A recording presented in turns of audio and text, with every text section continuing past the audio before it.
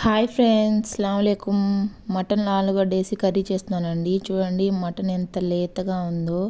ఇలా ఉంటే బాగా ఉడుకుతుందండి. ఒక 5 విజిల్స్ పెట్టినా సరిపోతుంది. ఫస్ట్ అయితే ఒక హాఫ్ కేజీ మటన్ని బాగా వాష్ చేసి అయితే పెట్టుకున్నాను.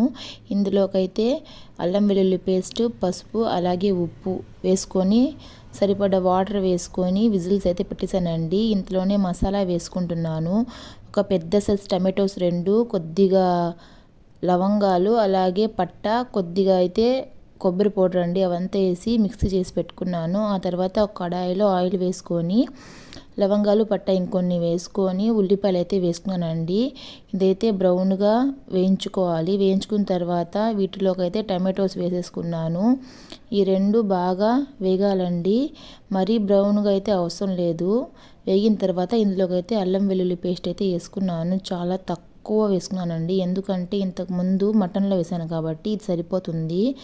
కుర్మా కాబట్టి కొద్దిగా అయితే పుదీనా వేసానండి. పుదీనా వేస్తేనే టేస్ట్ బాగుంటుంది. ఆ తర్వాత కొబ్బరి మసాలా, ఉప్పు, కారం, పసుపు అవన్నీ వేసి బాగా మిక్స్ చేసుకున్నాను.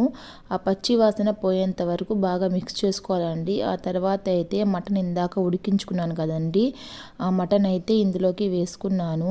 ఈ ముక్కలకి మసాలా మొత్తం పట్టే విధంగా బాగా మిక్స్ చేసుకోవాలి. ఇంకొంచెం ఉప్పు అయితే వేసుకొని బాగా మిక్స్ చేసుకున్నాను. మటన్ ఉడికిన వాటర్ అయితే అది అలాగే పక్కన పెట్టుకున్నానండి. ఆ వాటర్ కూడా ఇందులోకి అయితే మిక్స్ చేసుకున్నాను.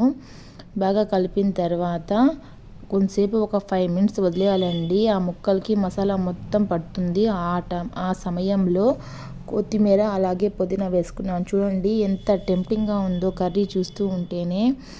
ఆ తర్వాత ఏంటంటే ఆలుగడ్డలు అయితే ఒక 2 అయితే కట్ చేసి పెట్టుకున్నానండి. ఉప్పు నీళ్ళలో వేసి పెట్టుకున్నాను. అది కూడా ఇందులోకి వేసేసాను. బాగా మిక్స్ చేసుకున్న తర్వాత ఇందులోకి అయితే వాటర్ వేసుకొని మూత పెట్టేశానండి ఒక 15 మినిట్స్ వరకు. లాస్ట్లోకి అయితే నిమ్మరసం అయితే వేసుకున్నాను. నిమ్మరసం వేస్తేనే అండి టేస్ట్ చాలా బాగుంటుంది. నిమ్మరసం వేసుకున్న తర్వాత ఒక 10 మినిట్స్ పెట్టి అయితే ఆపేసాను. వేడి వేడిగా పొగలు వస్తుందండి. మీరు చూడండి ఎంత టేస్ట్గా వస్తుందో. ఖచ్చితంగా ట్రై చేయండి. అలాగే ఎలా వచ్చిందో కామెంట్లో చెప్పండి. Please subscribe. Bye bye.